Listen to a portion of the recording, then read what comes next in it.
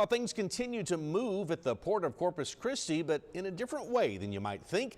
A new partnership is part of the plan of port leadership to show that in Texas, environmental stewardship and energy production can go hand in hand.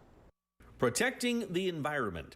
When thinking of states associated with that phrase, Texas may not immediately come to mind, and yet perhaps it should.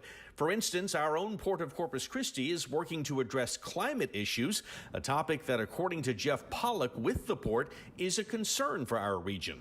You can say that the impacts of climate change absolutely have a direct and very real impact for us in this region, because we know that those impacts include more intense, more frequent, and less predictable storms, more prolonged and less predictable drought. I mean, these are things that are very real for us here.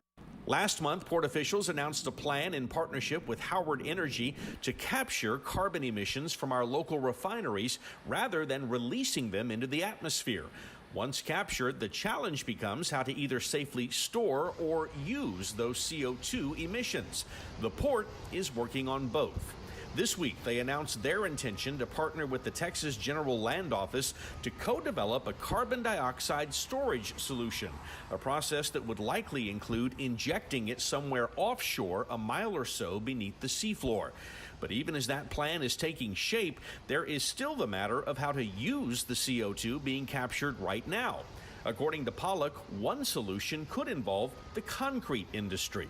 There are some new proprietary technologies emerging where, with the injection of CO2 during the curing process, you ultimately create a more flexible and a stronger concrete finished product.